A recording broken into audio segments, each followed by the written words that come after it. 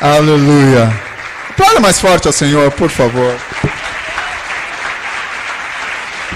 Afinal de contas, Ele é digno de honra, Ele é digno de glória. A Ele louvor, a Ele adoração, a Ele exaltação. Nós não cessamos de adorar e bendizer a Ele, agradecendo já pela presença dEle que está aqui, como nós acabamos de cantar. Então, exalta o nome do Senhor. Não se cansa não, não se cansa de adorar a Ele não. Às vezes na igreja a gente dá uma meia dúzia de palmas e a gente acha que já está bom, né? E às vezes quando o time está jogando, você fica lá, você não para um segundo, né, do jogo nesses dias de Copa. Quando o Brasil joga, a gente não para um segundo, grita, e naquela tensão toda, às vezes na igreja a gente fica, né, querendo sentar logo. Eu vou deixar você sentar, pode sentar-se. Eu quero louvar a Deus pela a vida do pastor Diego e toda a liderança aqui da Comunidade Livre. Como ele disse, né, nos conhecemos já há bastante tempo, né, pastor Paulo.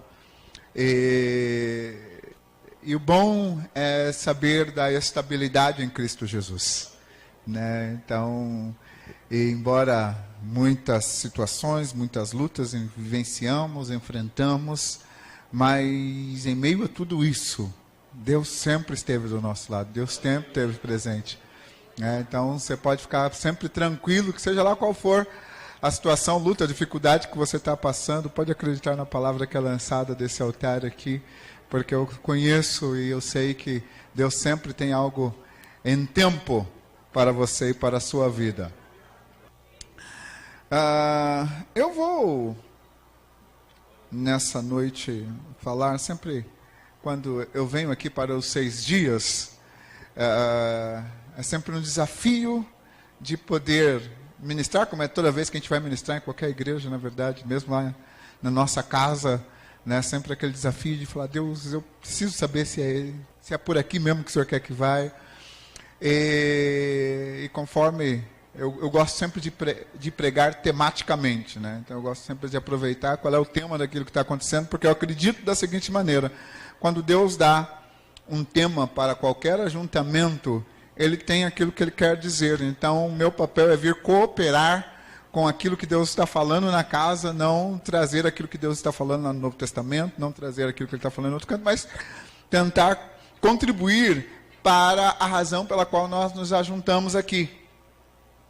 E pensando sobre o nome da campanha, 6 dias de plantio para 6 meses de colheita, é isso? Acertei dessa vez? É quase isso. Oh, de comunhão e plantio, ok. Um dia eu acerto, né? Todo ano eu erro, mas não tem problema não. Uma hora eu acerto.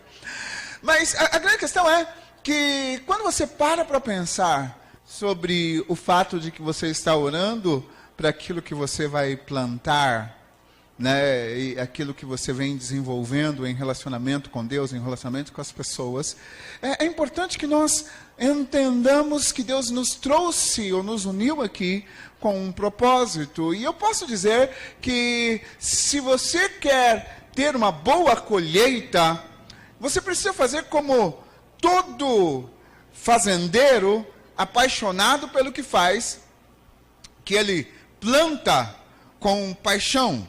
Ele planta com visão, porque ele sabe que a maneira como ele faz essas coisas vai influenciar todo o seu entorno, vai influenciar a maneira como ele se relaciona com todas as coisas. Então, a nossa vida, ela precisa ter essa base de desenvolvermos a visão daquilo que Deus está falando para nós. Então, nessa noite, meu propósito é falar com vocês exatamente como plantar com visão, paixão e exercer a sua influência. Eu não sei tudo que eu vou poder alcançar dentro do tempo que temos, mas eu vou tentar entregar para você o máximo que eu puder dentro desses conceitos, porque eu acredito que hoje em dia Deus ele está preocupado em usar a sua igreja para que ela possa exercer a influência necessária sobre o planeta, para que ela possa exercer aquilo que Ele nos chamou, que Ele nos plantou nessa vida para fazer. E muitas das vezes a gente fica preocupado com as coisas que estão acontecendo ao nosso redor e perdemos a visão daquilo que Ele nos chamou. Conforme o pastor Paulo estava orando pelas ofertas, que ele orou pelos os empresários, né? E eu tenho plena convicção que Deus está chamando a igreja dele nesses dias, nesse tempo, para envolver-se com o empreendedorismo, envolver-se com aquilo que pode causar influência. Eu acredito que a resposta para aquilo que nós temos de resolver no Brasil está dentro da igreja, e não somente orando. Oração é uma parte muito importante. Nós precisamos orar, mas nós precisamos viver a plenitude daquilo que Deus nos chamou para fazer isso. Então, eu gostaria de convidar você a abrir as suas escrituras no livro de Lucas,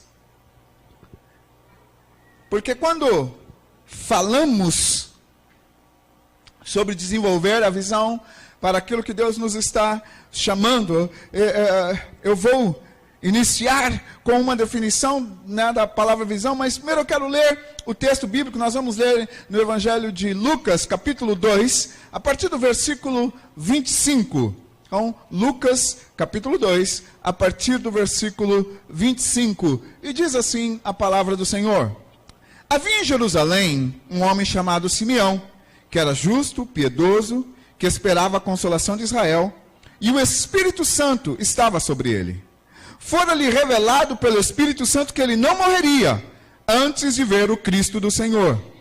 Movido pelo Espírito, ele foi ao templo. Quando os pais trouxeram o menino Jesus para lhe fazerem o que requeria o costume da lei, Simeão tomou nos braços e louvou a Deus, dizendo: Ó soberano, como prometeste, agora podes despedir em paz o teu servo, pois meus olhos já viram a tua salvação, que preparaste a vida de todos os povos, luz para a revelação dos gentios e para a glória de Israel, o teu povo. O pai e a mãe do menino estavam admirados com o que fora dito a respeito dele. E Simeão os abençoou e disse a Maria, mãe de Jesus: Este menino está destinado a causar a queda e o soerguimento de muitos em Israel, e a ser um sinal de contradição, de modo que o pensamento de muitos corações será revelado.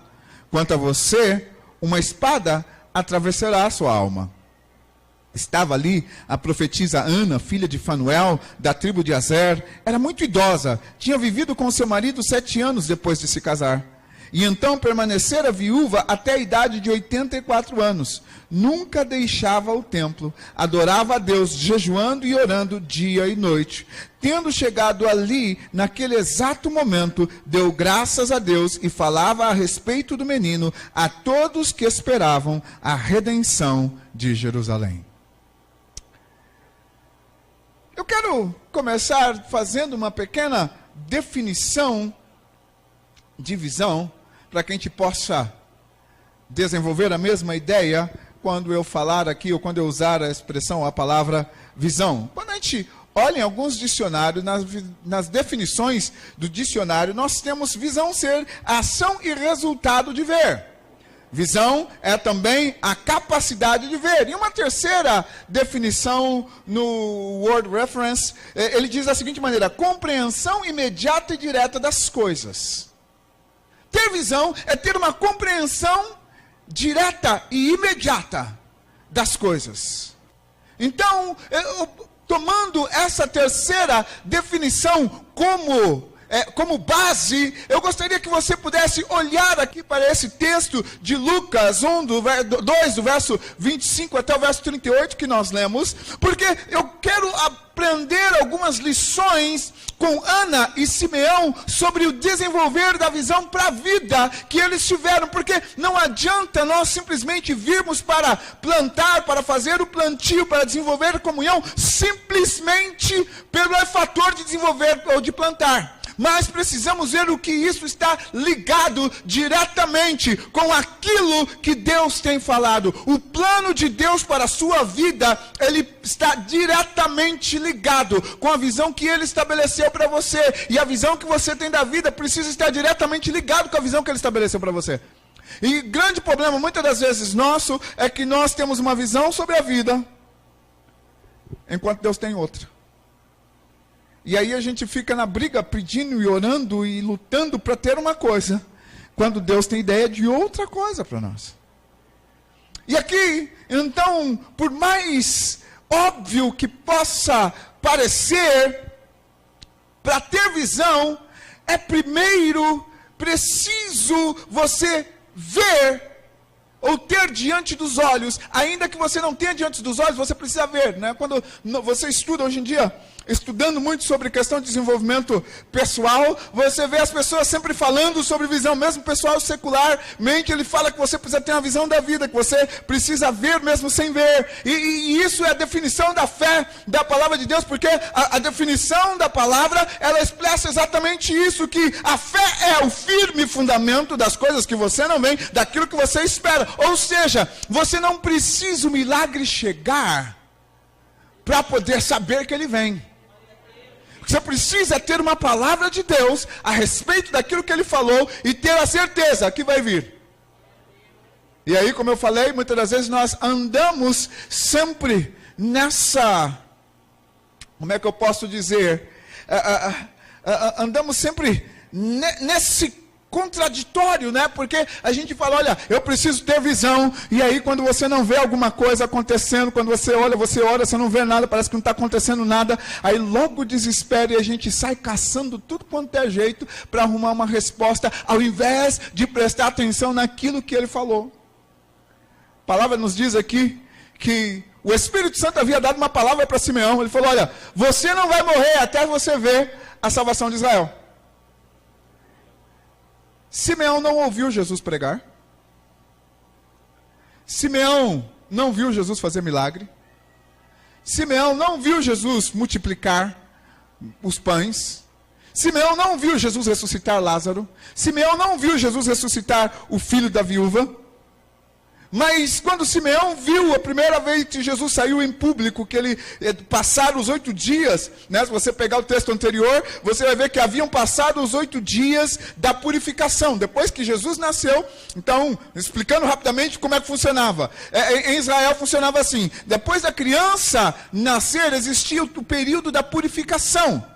Então, o período da purificação, cerca de 8 dias, que a criança ela não podia ter contato com outras pessoas a não ser a mãe. Então, ninguém tinha visto ainda aquele Jesus depois de nascido. Não sei lá, os reis magos, né, quando vieram e viram ele exatamente no momento do nascimento, e aquela coisa toda. Mas a grande questão aqui é que nós vemos de que ele ainda não havia saído. Era a primeira saída de Jesus em público, e a primeira ida de Jesus ao templo. E quando ele faz isso, Simeão vai lá e enxerga e fala, ó Deus, eu já posso morrer, porque eu vi a salvação. Você percebe a questão do ter visão?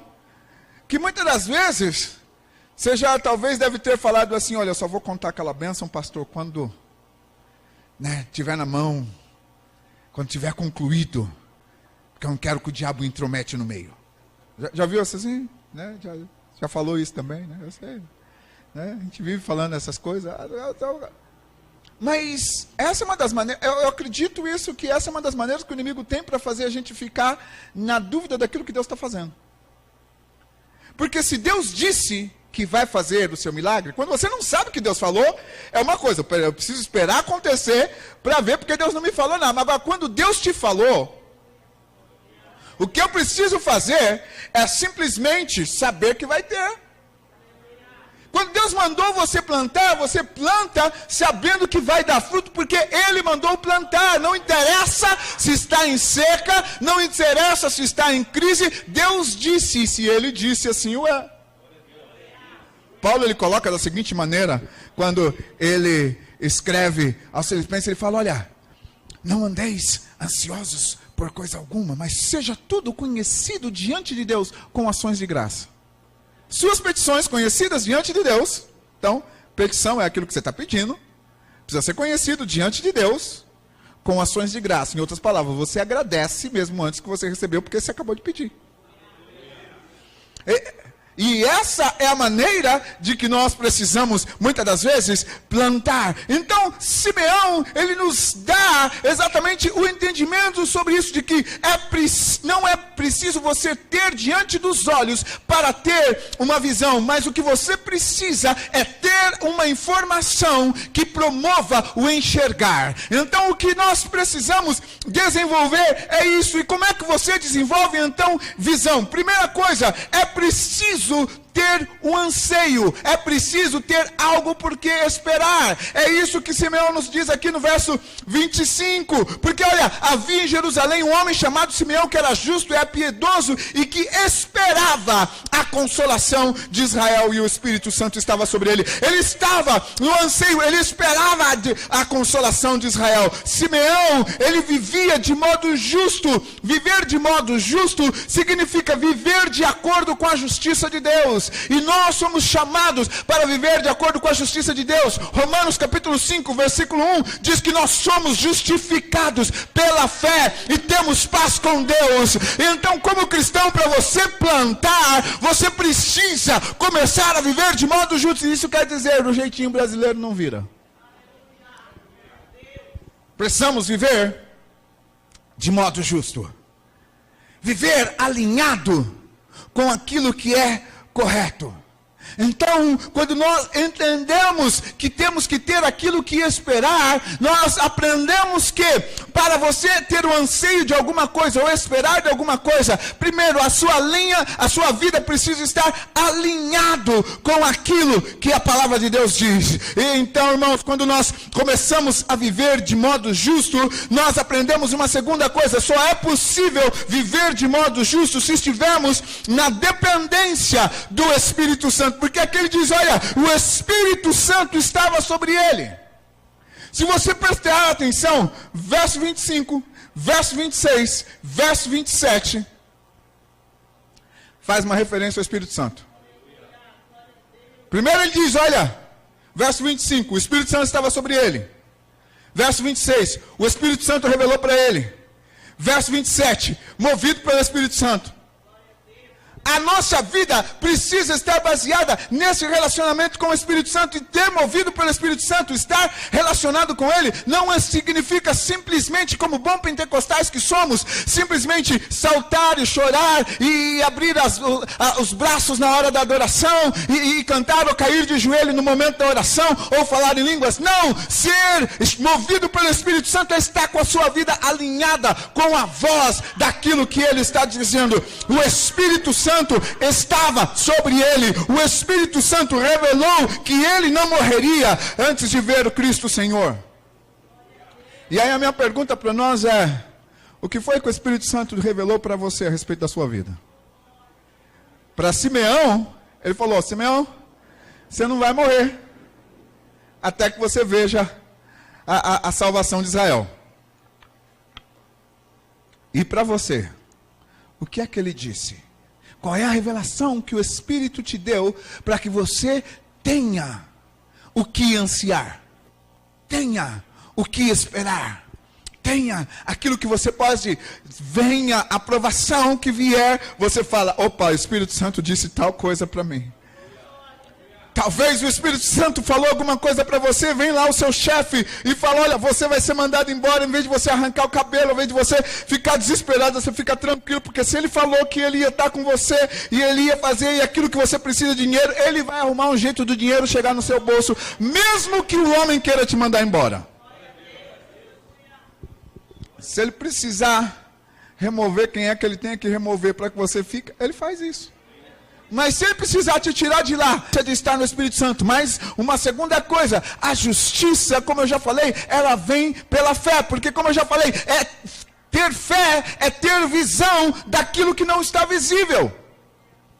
Fé é você enxergar aquilo que não está aparente. E é engraçado que a gente espiritualiza tanto a fé, pastor Diego. Mas a cada dia, dependendo da situação, você vive por fé. Um exemplo: você pega o ônibus para ir trabalhar e você tem certeza que o ônibus não vai bater. Porque se você soubesse que o ônibus ia bater, você não entrava nele. Ou ia entrar. Ah, o ônibus vai bater, opa, esse aqui que eu vou. Se você soubesse que o ônibus ia bater, você não entrava nele. Mas você entra naquele ônibus com aquela certeza de que vai tudo bem, não vai ter nenhum problema no trânsito, não vai bater, não vai cair um foguete em cima dele, nada disso vai acontecer. E você entra num restaurante para comer, na plena certeza de que a comida não vai te fazer mal. Agora, você não conhece o mecânico do ônibus, e você também não conhece o cozinheiro do restaurante. No entanto, você senta lá e come. Tem aqueles que nem oram, né? Tipo assim, tem tanta fé que o cara nem ora. Ele já chega lá, estou morrendo de fome, manda tudo para dentro, não ora nem nada. Né? Aquele mais precavido fala, Senhor, em nome de Jesus, né?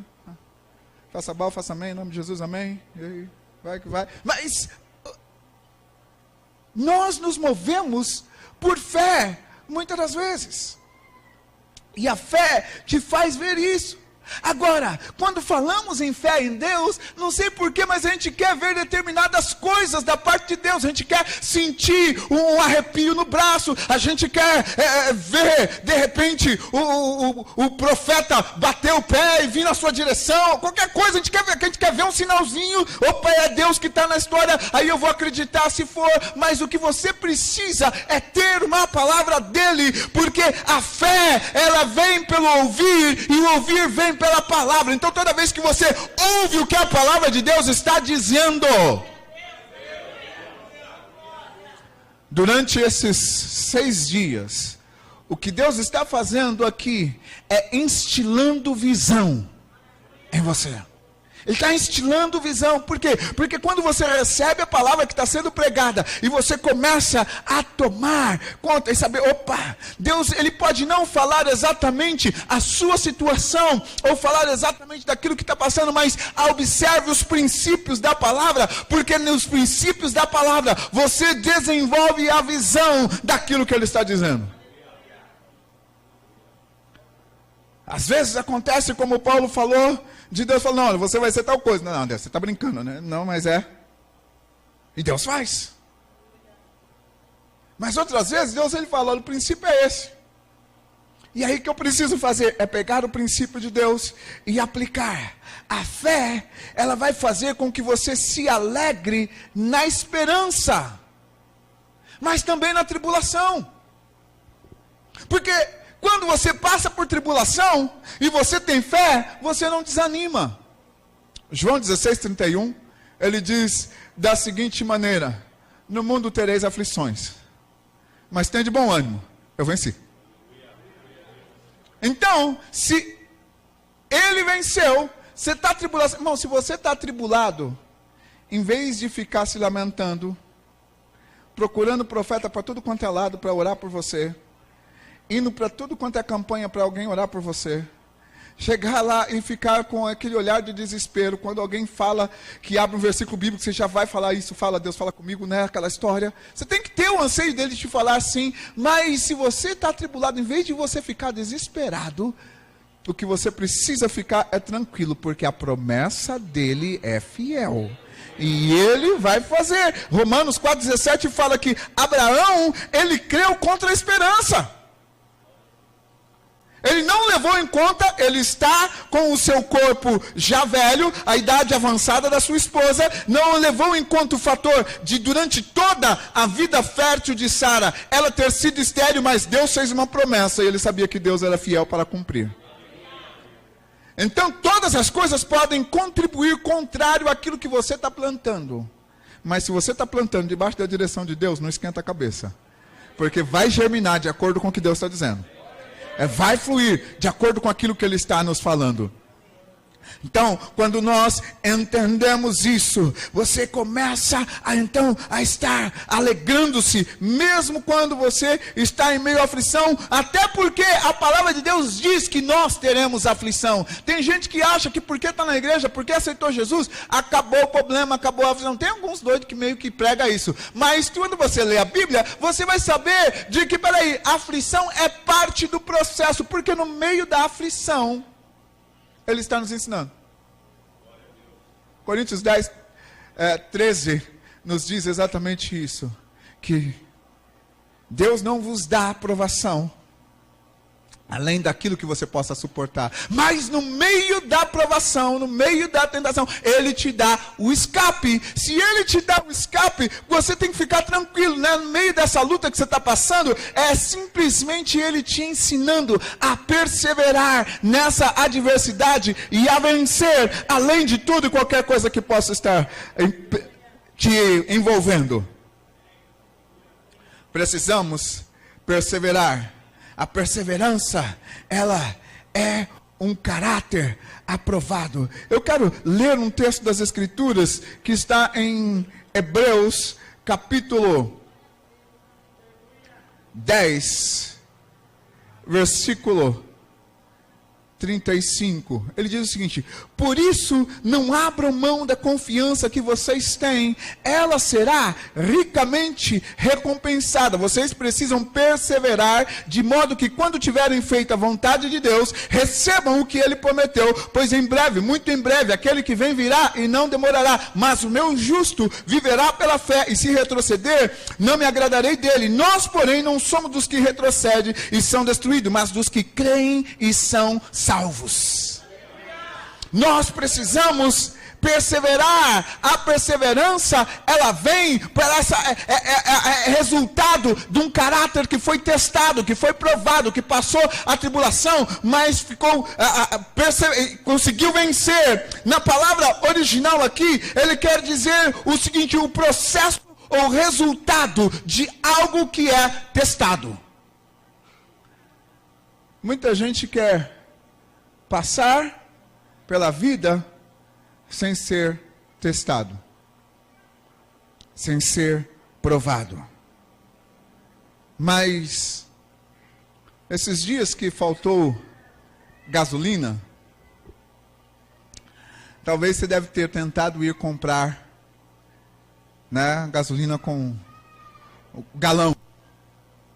Se o galão que você foi lá no posto comprar não tivesse um selinho do Imetro, dizendo que ele podia carregar a combustível, o frentista não te vendeu o galão. Pelo menos se ele fosse um frentista certo, honesto, correto, ele não ia te vender. Porque ele não pode. Porque somente quando tem o selo do Imetro. O que quer dizer o selo do Imetro? O selo do Imetro quer dizer que aquele produto, ele foi testado debaixo de umas certas condições e ele suporta aquilo que ele tem que carregar.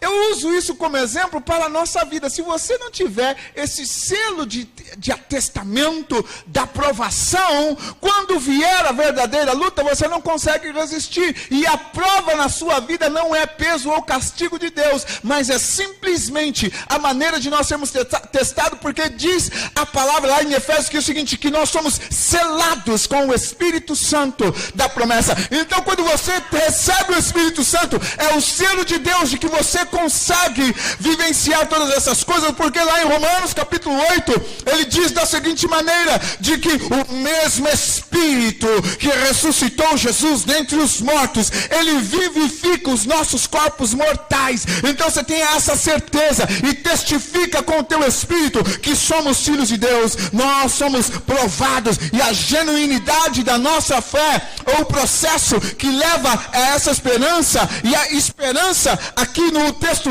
original é o conceito que diz a expectativa da confiante da salvação eterna. Então quando ele falou que ele estava esperando a salvação de Israel, uma outra tradução seria, ele estava alegremente, confiantemente na expectativa daquilo que Deus ia fazer. Agora a gente fala que é salvo, mas muitas das vezes a gente não está na expectativa da volta de Jesus. A gente não está na expectativa de quê? A gente fala, oh, Jesus vai voltar, levanta a mão, dá glória a Deus, a gente canta essas coisas. Mas, se ele vira e fala, volta daqui 30 minutos, Jesus, segura mais uma ondinha aí, tipo, vai ter aquele que fala, não casei, eu não tive filho ainda não consegui o emprego que eu queria, não terminei de pagar minha casa, não comprei a minha casa, Eu queria um carro importado, não comprei ainda. Então Jesus, segura a onda, não volta ainda não, porque eu ainda preciso comprar meu carro. Mas a gente diz que está na expectativa da volta dele.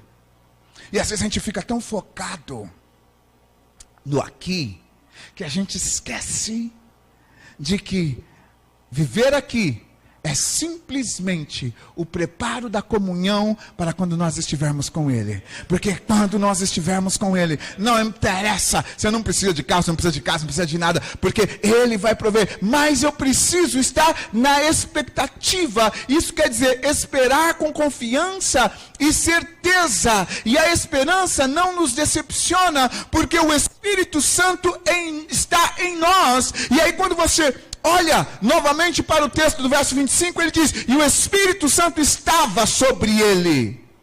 O Espírito Santo estava sobre ele. E aqui o Espírito Santo deu para ele a visão, para que ele pudesse voltar ali e ir no tempo, no momento certo. Porque veja bem que no versículo 26 diz que ele, movido pelo Espírito Santo, ele foi para o templo.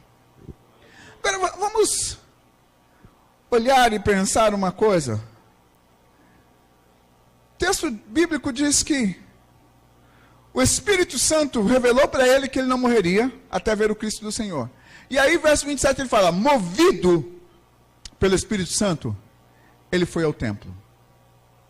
Ele não foi ao culto por religiosidade ou porque ele estava numa campanha. Ele foi ao culto por causa da comunhão com o Espírito de Deus.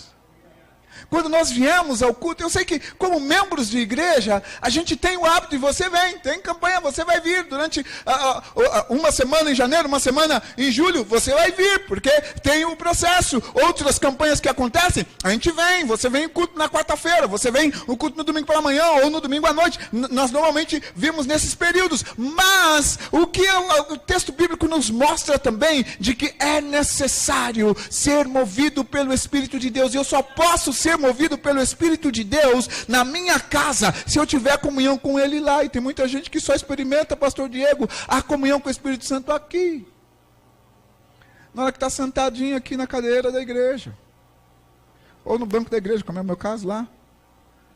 Só naquela hora que a gente está aqui nesse ambiente, acha que aqui é momento de ter comunhão com o Espírito Santo, mas eu preciso ter comunhão com o Espírito Santo na hora que eu estou assistindo o jogo do Brasil. Eu preciso ter comunhão com o Espírito Santo na hora que eu estou dentro do ônibus indo para o trabalho. Eu preciso ter comunhão com o Espírito Santo quando eu estou dirigindo pelas ruas de São Paulo. Eu preciso ter comunhão com o Espírito Santo quando eu estou no mercado fazendo compra, para ouvir o que é que ele está falando, para ouvir qual é o direcionamento que ele está. Porque Simeão, ele foi no momento que o Espírito Santo moveu ele. Agora observe o seguinte, o hábito dele era ir à oração. A Bíblia não fala de que tinha um período específico, um horário do dia em que os pais tinham que levar a criança para ser apresentado ao sacerdote. Eles tinham que levar e ser apresentado ao sacerdote. Agora, o timing de Deus, né, a adequação de tempo que Deus fez com que Simeão fosse para o culto no momento em que os pais da criança estavam chegando. Porque o versículo aqui diz que quando os pais trouxeram o menino para fazer o que lhe requeria, o costume da lei. Tinha uma versão que eu li, que ela dizia o seguinte, quando os pais do menino estavam entrando no templo, eles não estavam lá com o sacerdote, ele não viu o sacerdote com a criança na mão apresentando, ele não viu o sacerdote olhando, nada disso. Eles estavam entrando, Simeão encontrou com eles, nessa que Simeão encontra com eles, ele pega a criança nos braços e fala, Deus, eu já posso morrer, porque eu vi a tua promessa. Eu já vi a tua promessa. Nós precisamos desenvolver exatamente essa relação, porque quando ele foi lá e ele recebeu a promessa de que ele não morreria até ver o ungido de Deus, o Cristo de Deus, que é isso que quer dizer, o ungido de Deus, ele diz o seguinte, olha, a visão agora foi promovida por aquilo que o Espírito Santo lhe havia falado. E provavelmente o Espírito Santo, quando ele olhou para aquela criança, falou: está aí aquilo que eu prometi. E aí ele pega, ele pode orar dessa maneira. E na nossa vida, como é que está acontecendo? Será que nós estamos vendo o que é que Deus está nos dizendo? Não, ele nos leva a conhecer. O Espírito Santo nos faz conhecer de Deus. O Espírito Santo nos faz conhecer a mente de Deus. O Espírito Santo nos faz conhecer o coração de Deus. E nós precisamos do Espírito Santo para cada ponto da nossa vida. Ele é que revela para nós a esperança da salvação. Porque a esperança da salvação dele é que vai fazer você mover-se em direção a tudo aquilo que ele está te chamando. O trabalho que você está desenvolvendo está ligado com a esperança da salvação que ele te chamou para fazer. A profissão que você talvez anseia está ligado com aquilo que ele te chamou para deixar como marca no mundo. Porque ele quer usar a sua mão, a sua qualidade de trabalho para deixar e fazer Deus conhecido por tudo aquilo que você faz. Simeão esperava a consolação de Israel. E a palavra consolação, aqui no texto bíblico, ele é um termo legal que fala sobre a prova que se sustenta numa corte diante de Deus. E essa era a esperança que ele tinha. Ele sabia que diante de Deus, o justo juiz, aquela era a prova de que seria de acordo com aquilo que ele falou. E nós, para podermos fazer isso, precisamos estar sensíveis. E esse é o meu passo 2. É preciso estar sensível ao Espírito de Deus. Nos movemos dentro daquilo que ele nos diz. Quando nós entendemos, podemos usufruir e experimentar a visão de Deus. Estar na direção de Deus é sabermos, não é saber se era o horário ou não de ir para a igreja, mas é saber que na hora que ele falou, é momento de mover. Você não precisa saber se, olha, está na hora do culto, então, olha, falta 10 para o horário do culto começar, 1h05 minutos da igreja, então eu chego ali, faltando 5 minutos, mas é estar atento para aquilo que ele está dizendo, e se mover no tempo dele. Se você chega cedo demais, não esquenta, porque Deus, ele te trouxe cedo demais com um propósito, mas eu preciso estar sensível à voz dele. Paulo nos dá a dica, quando ele nos fala lá em Gálatas 5:25, que é viver pelo Espírito, é também andar pelo Espírito. Para eu estar sensível à voz do Espírito de Deus, eu preciso não somente viver no Espírito, mas eu preciso andar no Espírito. Eu preciso saber de que ele está me chamando para fazer aquilo que ele está dizendo. Ser guiado pelo Espírito nos evita viver as obras da carne. E essa é uma das grandes lutas do cristão. Porque nós somos confrontados com as obras da carne todos os dias. Ira, contenda, murmuração, lascívia. Depois você lê lá 5:19 de Gálatas. E você vê que tudo isso está sendo jogado na nossa cara o tempo todo. E como é que eu consigo evitar essas coisas? Eu preciso estar em comunhão com o Espírito de Deus. Porque quando eu estou ligado ao Espírito, eu estou sensível ao Espírito, então eu começo a permitir com que o fruto do Espírito possa manifestar-se na minha vida. E ao manifestar-se o Espírito de Deus, ou o fruto do Espírito na minha vida, as pessoas vão ver o amor que flui da minha vida, vai ver a paciência que flui da minha vida, vai ver a perseverança que flui da minha vida, vai ver a longanimidade que flui da minha vida, mas não por minha causa, mas por causa do Espírito de Deus. Sabe por quê? Porque quando você tem o fruto, você não fica preocupado se as pessoas estão vendo que você tem ou não. Você simplesmente vive a plenitude dele. Isso é viver pelo Espírito. Se vivemos pelo Espírito, andemos também no Espírito. Muitas das vezes, o problema não está, se você pegar o texto de Samuel 15, verso 23, que fala que Saul, ele desobedeceu, então ele diz, olha, a melhor coisa é você obedecer do que sacrificar, né? E se você parar para entender, muitas das vezes a gente fica meio na temor de desobedecer o líder. Eu não estou dizendo que você tem que desobedecer o líder, mas a grande questão não é eu desobedecer o meu líder. A grande situação é eu entender que ao desobedecer o meu líder, eu estou desobedecendo a Deus. E se eu estou desobedecendo a Deus, eu estou me colocando numa posição de rebeldia contra Deus. Por mais, não interessa o que você concorda ou discorda do líder. Se você acha que o líder está errado em alguma coisa, sabe o que você faz? Vai lá, dobra o joelho e fala: Deus, fala com ele. E isso é eu viver no Espírito. Porque não, a gente acha que às vezes, não, eu preciso confrontar, eu preciso. Mas isso é a obra da carne, que é a contenda. Agora ele fala, lá em Efésios 5:18, o seguinte: olha, enchei-vos do Espírito, e não vos encheis de vinho em que há contenda, ou vinho da contenda. Mas eu preciso estar cheio de Deus para poder entender o que é que Ele está dizendo. Opa. Uma vida guiada pelo Espírito nos levará a observar a revelação de Deus quando ela chegar. Que foi isso aqui que aconteceu quando a revelação chegou. Simeão, ele soube, chegou a revelação. Como eu falei anteriormente, ele não ouviu Jesus pregar, ele não viu Jesus fazer nenhum milagre, ele não viu Jesus fazer nada. Ele viu um bebê no colo da mãe. E foi lá e falou: é a promessa de Deus. Daí a promessa de Deus. Simeão soube que a visão chegou porque ele estava atento à voz do Espírito de Deus. E você? Está atento à visão de Deus que Ele tem estabelecido para a sua vida? Está atento à visão daquilo que Deus está falando?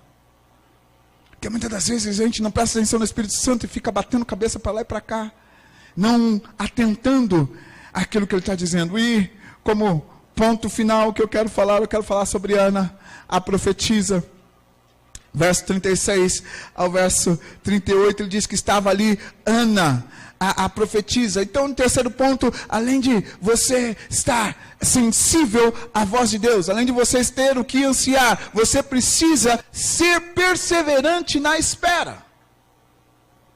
Porque normalmente a gente espera um pouquinho, aí daqui a pouco está demorando. Deus, o Senhor disse que ia fazer, Deus, mas não estou vendo. Deus, o Senhor disse que ia salvar, mas eu não estou vendo. Deus, o Senhor disse que ia abrir a porta, mas eu não estou vendo. Deus, e a gente fica ansioso por aquilo que está acontecendo.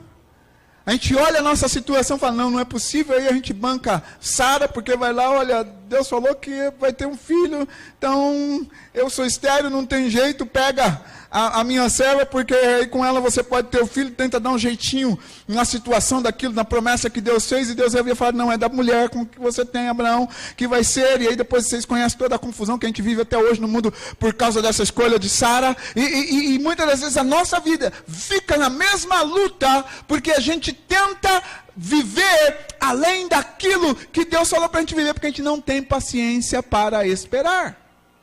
A gente não persevera na espera. Ana, ela era da tribo de Azer, diz o texto bíblico, que ela era profetisa.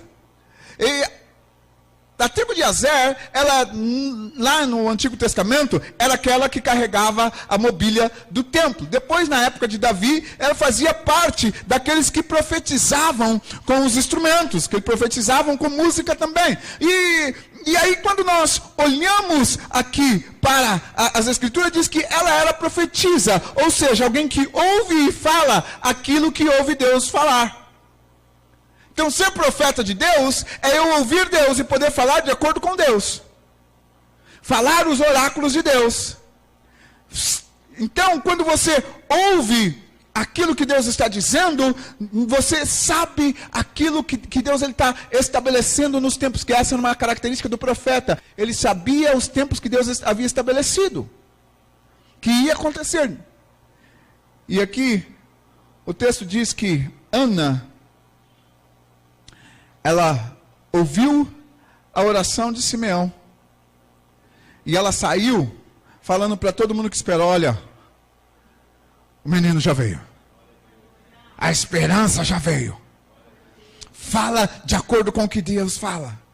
Algumas características de Ana que nós vemos aqui. Primeiro, todos os dias ela estava no templo. A perseverança de todos os dias nos mostra o hábito da continuidade é essencial. Porque lá em Atos 2,42 diz que eles perseveravam em todos os dias, em oração, partindo pão de casa em casa. Por quê? Porque isso exatamente mostra que a continuidade é essencial. Perseverar é isso, é continuar a despeito de. Ela tinha outros afazeres, mas não se ausentava do templo, ela estava constantemente ali. Segunda coisa, Ana adorava a Deus com jejum e oração. Hoje em dia você já deve ter ouvido falar muito do movimento de oração 24/7, movimento de oração dia e noite, que está sendo restaurado sobre a terra. Nós como igreja precisamos nos manter alertas, a estar de fato diante de Deus dia e noite, porque Ele nas escrituras, quando você vai pesquisar sobre oração dia e noite, você vê que desde o Antigo Testamento Deus coloca isso, olha,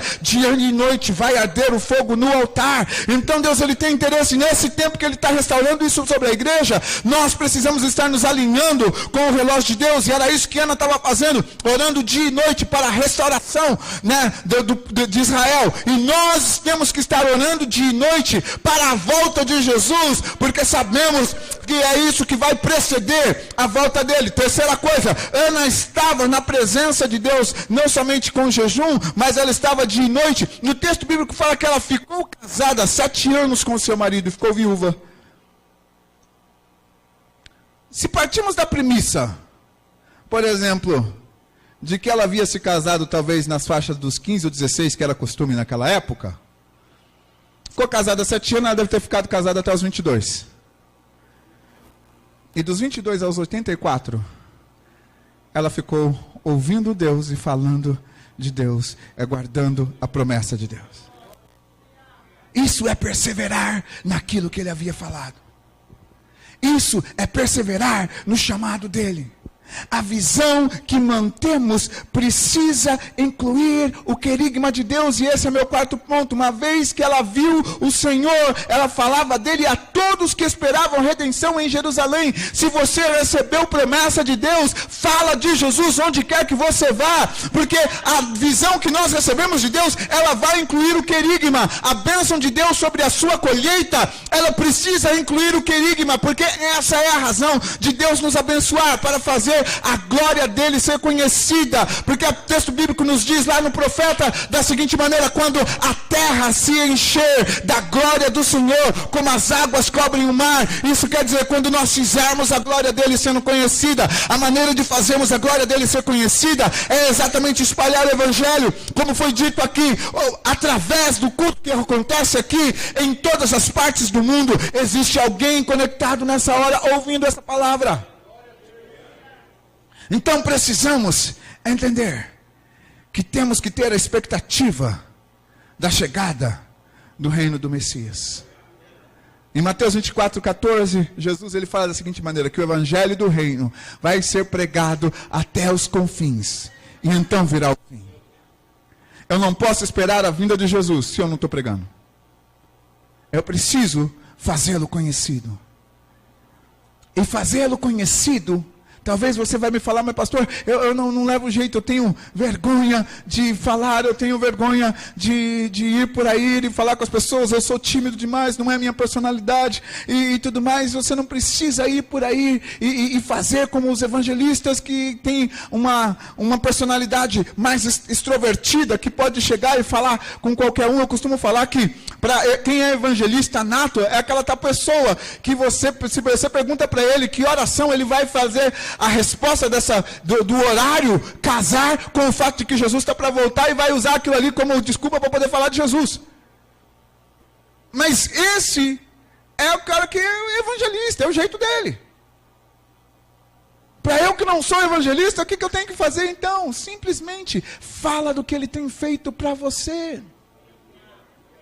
fala da esperança que está vindo. Foi isso que Ana viu. Ela viu a esperança de Israel. E aí saiu falando para todo mundo que aguardava a esperança de Israel: olha, a esperança chegou.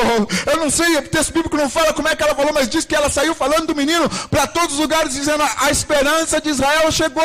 Se você está esperando Jesus voltar, ele chegou, ele veio. Se você está esperando, ele veio.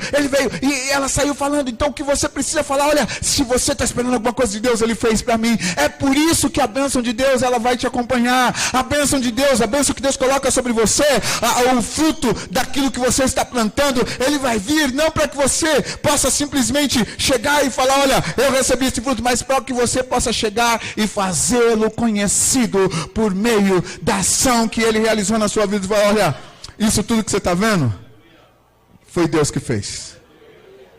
O que está acontecendo? Foi Deus que fez. Para desenvolvermos uma visão, precisamos então estar na expectativa daquilo que Deus disse, estar sensível ao Espírito Santo. E assim como Ana, ser perseverante, mesmo que demore. Ela ficou, depois de ter se casado, aguardando até os 84 anos, que foi quando ele veio. Como eu falei, a Bíblia não fala quando é que ela se casou. Eu tomei por base o fator do que era costumeiro naquela época. Mas a grande questão é que por 62 anos, talvez ela ficou aguardando. Eu não sei quanto tempo você está aguardando aquilo que ele falou para você. Mas o que eu quero dizer é o seguinte: não cesse de esperar. Não cesse de perseverar. Porque a promessa de Deus, ela não tardará, como nós lemos aqui. Ela virá. Ainda aquele que há de vir, virá. A bênção que Deus falou, aquilo que Ele plantou no seu coração na hora que você veio, você fez o seu voto e falou: Deus, olha, é isso aqui que eu preciso para esse ano. Quando você trouxe o seu projeto de vida e que depositou aqui diante do altar de Deus, fala: Deus, é isso que eu estou esperando. O que você estava dizendo para Ele, fala: Deus, é isso que eu entendo que o Senhor está se movendo. Então continua perseverando naquilo que Ele está falando. Não tire os olhos, não tire o foco do Senhor, porque Ele vai realizar. E eu quero encerrar citando para você um versículo que eu não consigo pregar sem citar esse versículo, que é Jeremias 29:11, que ele diz da seguinte maneira: bem sei eu o pensamento que eu tenho de vós, pensamentos de bem e não de mal, para que você tenha esperança e que agora você tenha um futuro. E tem uma versão que fala: para que você alcance o fim desejado. Então, pega o seu projeto de vida e fala: Deus, eu continuo perseverando. Deus, eu continuo aguardando. Eu sei que vai vir. Eu sei que vai acontecer. E se talvez você está aqui, você está longe de Jesus, você não aceitou Jesus, você tem estado afastado do Evangelho, deixa eu te dar uma dica. Se você precisa desenvolver visão para a sua vida, a primeira coisa que você precisa fazer é alinhar-se com aquele que te deu a vida, que é Deus. E quando você está com os olhos voltados para Deus, saiba de que Ele vai fazer que a sua vida tome o rumo certo. Feche os seus olhos nesse instante, curva a sua cabeça. Pai, em nome de Jesus, nós oramos porque a Tua palavra é verdadeira. E nós aguardamos com expectativa a vinda do nosso Messias. Durante, Deus, esses dias nós temos orado pelo plantio. Orado, Deus, pela a comunhão com os irmãos. E eu quero orar, Senhor, para que possamos desenvolver visão alinhada com a Tua palavra.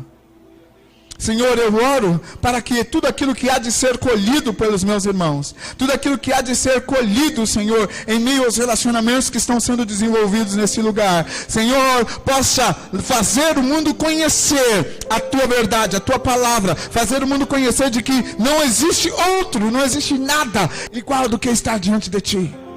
Senhor, eu oro que se houver qualquer pessoa que talvez estava desanimando na fé, que estava querendo desistir, nessa hora, Senhor, eu te peço, instila a coragem novamente. E assim, Deus, como aconteceu com Simeão, que ele olhou e ele sabia de que viria, a promessa se cumpriria, e ele perseverou orando, sendo guiado pelo Espírito Santo, assim como Ana, que continuou em relacionamento íntimo contigo, até que aconteceu a chegada do Messias naquela época. Eu oro, Senhor, de que a visão possa alcançar as nossas vidas. Em teu nome, Jesus, é que nós oramos e agradecemos. Amém, amém, amém. Louvado seja o nome do Senhor.